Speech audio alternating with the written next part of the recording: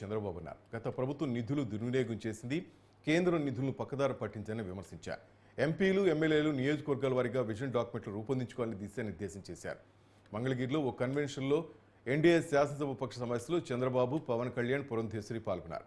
అధికారులకు వచ్చినప్పుడు ఖజానాలు ఎక్కడ కూడా డబ్బులు లేవని, జీతాలు కూడా ఇవ్వలేని పరిస్థితి ఉందని తెలిపారు. గత ప్రభుత్వం అన్ని శాఖలను భ్రష్టు పట్టించిందని, తిరుమల లడ్డూలో జంతువులకు వినియోగించారని సంచలన వ్యాఖ్యలు చేశారు. కొంచెం ఆలస్యం కావచ్చు కానీ తప్పు చేసిన వారు ఎట్టి పరిస్థితుల్లో తప్పించుకోలేరని, తప్పు చేసిన వారికి శిక్ష పడాల్సిందేనని హెచ్చరించారు.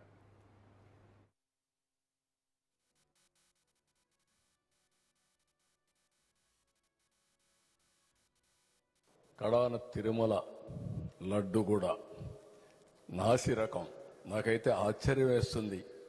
ఎన్ని కంప్లైంట్ చేసినా కడాన వెంకటేశ్వర స్వామి పవిత్రతను దెబ్బతీశారు. ఎన్నోసార్లు చెప్పాం. అక్కడ ఎంత దుర్మార్గంగా ప్రయత్నం చేశారంటే అంత దుర్మార్గంగా ప్రవర్తించారు.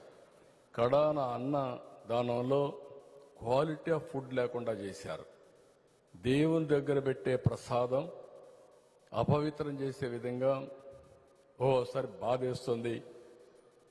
నాసి రకమైన ఇంగ్రీడియంట్సే కాకుండా ఎనిమల్ ఫ్యాట్ కూడా వాడారని.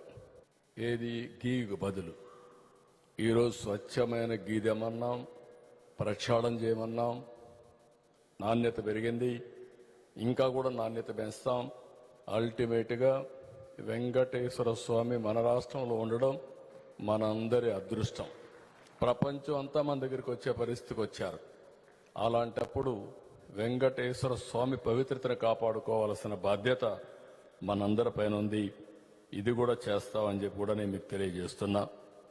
ఇంకొక పక్కన రోడ్లు పెద్ద ఛాలెంజ్. నాకు నేషనల్ హైవేస్ అయితే ఈజీ అయిపోయింది. మొన్న వచ్చారు, లిస్ట్ ఇమ్మన్నా, లిస్ట్ ఇచ్చారు. ఎంత అవుతుందని అడిగాను. 58,000 కోట్లు 3 ఏళ్లలో ఖర్చు పెడతామన్నారు. మీకేం ప్రాబ్లమ్స్ ఉన్నా చెప్పంటే కొన్ని ప్రాబ్లమ్స్ ఇచ్చారు. నేను ఒకటే హామీ ఇచ్చాను.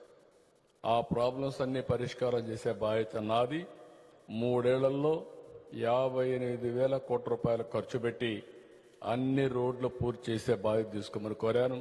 వాళ్ళు సుముఖంగా ఉన్నారు. కానీ